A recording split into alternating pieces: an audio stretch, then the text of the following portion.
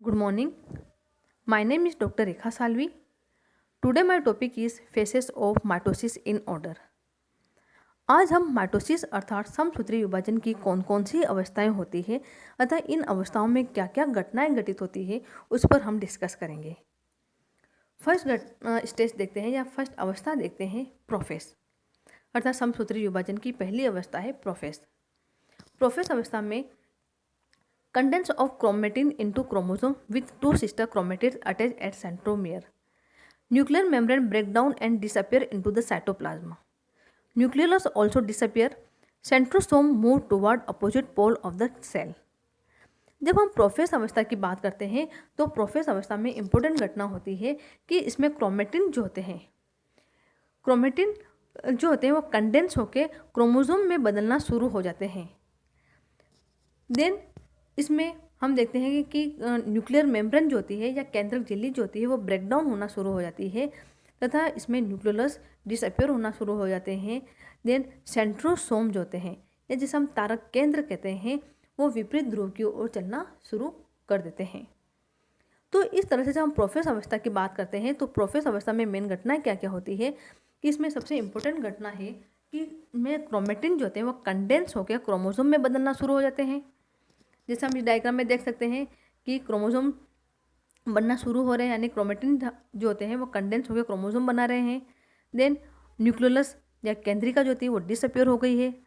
Nuclear membrane disappear हो रही है या ब्रेक डाउन हो रही है यानी कि जो न्यूक्लियर मेम्ब्रेन केंद्रक झिल्ली जो होती है वो धीरे धीरे टूटने लगी है तथा इसमें सेंट्रोल जो होते हैं वो माइग्रेट कर रहे हैं।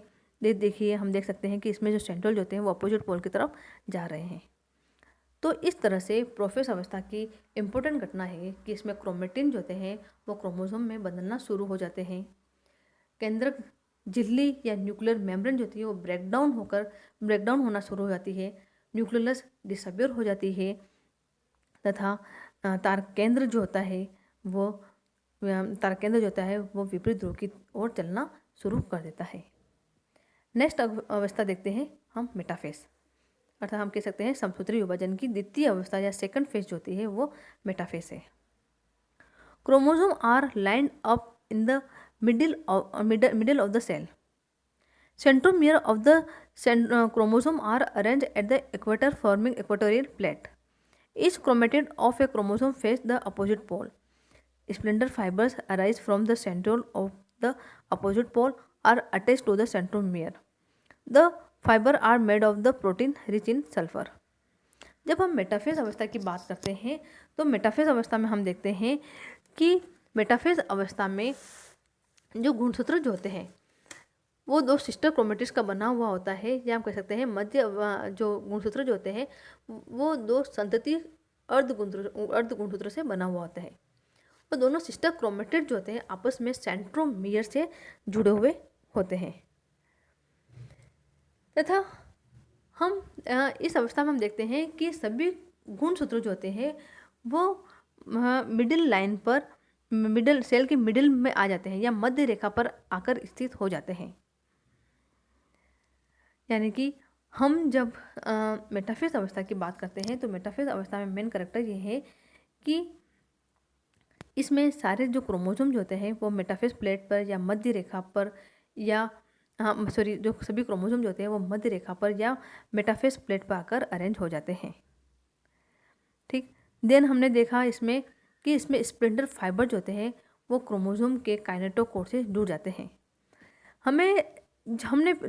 हमने जानते हैं कि दोनों सिस्टर क्रोमेटिड जो होते हैं वो एक दूसरे से सेंट्रोमियर से जुड़े हुए होते हैं तथा इन सेंट्रोमियर या इसे गुणसूत्र बिंदु भी कहते हैं कि सतह पर एक छोटी डिस्क आकार की संरचना पाई जाती है जिसे काइनेटोकोर कहते हैं। तो जो स्प्लेंडर फाइबर जो होते हैं इसी काइनेटोकोर से जुड़े हुए होते हैं। यानी काइनेटोकोर कहाँ होता है, जो सेंट्रोमियर है उसके ऊपर एक प्रोटीन की बनी हुई डिस्क होती है जिसे हम काइनेटोकोर कहते हैं तथा स्प्लेंडर फाइबर जो होते हैं इस काइनेटोकोर से जुड़े हुए होते हैं। तो मेटाफेज का इम्पोर्टेंट कैरेक्टर ये है कि सभी गुणसूत्र जो होते हैं वो मध्य रेखा की ओर आकर स्थित हो जाते हैं तथा जो स्प्लेंडर फाइबर जो होते हैं वो क्रोमोसोम के काइनेटोकोर से जुड़ जाते हैं। नेक्स्ट हम देखते हैं anaphase. Division of centromere mark the beginning of the anaphase. With the construction of the spindle fiber, sister chromatid are pulled apart the opposite side of the cell. Sister chromatid may assume variable shape depending on the position of the जब हम anaphase की बात करते हैं तो anaphase अवस्था में हम ये देखते हैं कि प्रत्येक क्रोमोसोम का सेंट्रोमियर जो होता है, ये प्रत्येक क्रोमोसोम जो होता है उनका जो गुणसूत्र बिंदु जो होता है, गुणसूत्र बिंदु यानी कि सेंट्रोमियर जो होता है उसका विभाजन हो जाता है। एनाफेज का इम्पोर्टेंट फीचर ही यही है कि इनमें सेंट्रोमियर का विभाजन होता है, जिसके कारण जो क्रोमेटिड्स है, जो अर्ध गुणसूत्र है वो अलग अलग होने लगते हैं। देन ये जो सिस्टर क्रोमेटिड जो होते हैं वो अपोजिट साइड पे की ओर मूव करना शुरू कर देते हैं, यानी जो अर्ध गुणसूत्र है वो विपरीत ध्रुव की ओर जाने लगते हैं। तो इस तरह से हम एनाफेज में देखते हैं, हम ये डायग्राम में भी देख सकते हैं कि इसमें सेंट्रोमियर का डिवीजन हो जाता है। सेंट्रोमियर का डिवीजन होने के कारण जो सिस्टर क्रोमेटिड्स है या जो अर्ध गुणसूत्र है वो विपरीत ध्रुव की तरफ जाने लगते हैं। तो इस डायग्राम से हमें ये शो हो रहा है, यानी कि chromosome break at the centromere, centromere का विभाजन हो जाता है and sister chromatid move the opposite end of the cell. तो इस तरह से एनाफेज का इंपॉर्टेंट फीचर है सेंट्रोमियर का विभाजन होना तथा अर्ध गुणसूत्र का विपरीत ध्रुव की ओर जाने लगना। नेक्स्ट फेज देखते हैं हम telophase. The event occurring in the telophase are the reverse of the event in the prophase. Sister chromatid uncoil, elongated and become thin and invisible after reaching the opposite pole. The nuclear membrane and nucleus reappear. The two daughter nuclei are formed at the each pole. जब हम telophase की बात करते हैं तो telophase को reverse prophase भी कहते हैं। टीलोफेज में क्या क्या घटनाएं होती है कि गुणसूत्र जो होते हैं या क्रोमोसोम जो होते हैं वे विपरीत ध्रुव की ओर एकत्रित हो जाते हैं, यानी कि अपोजिट पोल की तरफ जाके इकट्ठे हो जाते हैं तथा और इन गुणसूत्र जो होते हैं उनके चारों तरफ केंद्रक झिल्ली का निर्माण हो जाता है। केंद्रिका यानी कि nucleus, Golgi body, endoplasmic reticulum जो प्रोफेज अवस्था में हमें डिसअपीयर हो गई थी वो टीलोफेज अवस्था में वापस आ जाती है। तो इस तरह से टीलोफेज अवस्था के इम्पोर्टेंट फीचर ये है कि इस अवस्था में गुणसूत्र जो होते हैं वो विपरीत ध्रुव की तरफ एकत्रित होने लगते हैं और उन गुणसूत्र के चारों तरफ केंद्रक झिल्ली का निर्माण हो जाता है। Nucleus, Golgi body, endoplasmic reticulum जो होता है वो वापस आ जाती है। तो इस तरह से हम इस डायग्राम में देख सकते हैं कि किस तरह से गुणसूत्र जो क्रोमोसोम जो है वो अपोजिट पोल की तरफ पहुंच चुके हैं, इनके चारों तरफ न्यूक्लियर मेम्ब्रेन बन गई है तथा इस तरह से ये अवस्था जो होती है वो टीलोफेज अवस्था है। टीलोफेज अवस्था जिसे हम रिवर्स प्रोफेज भी कहते हैं। तो इस तरह से आज हमने इस वीडियो में समसूत्री विभाजन की प्रोफेज, मेटाफेज, एनाफेज तथा टीलोफेज अवस्था पर डिस्कस किया। प्रोफेज अवस्था में हमने देखा कि इसमें जो क्रोमेटिन जो होते हैं वो कंडेंस होकर क्रोमोसोम में बदलना शुरू हो जाते हैं।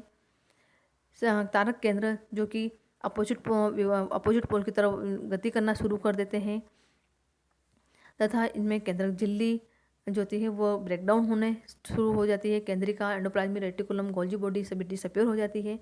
देन हम मेटाफेज अवस्था की बात करते हैं। मेटाफेज अवस्था में क्या होता है कि सभी गुणसूत्र जो होते हैं वो मध्य रेखा पर आके स्थित हो जाते हैं तथा स्प्लेंडर फाइबर जो होते हैं वो काइनेटोकोर से अटैच रहते हैं। देन एनाफेज में हमने देखा कि इसमें सेंट्रोमियर का विभाजन होता है तथा अर्ध गुणसूत्र जो होते हैं वो विपरीत ध्रुव की ओर जाने लगते हैं।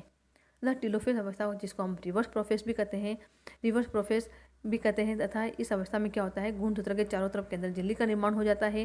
केंद्रिका, गोल्जी बॉडी, एंडोप्लाज्मिक रेटिकुलम वापस आ जाती है। तो इस तरह से आज हमने समसूत्री विभाजन की चारों अवस्थाओं के बारे में डिटेल में देखा। Thank you.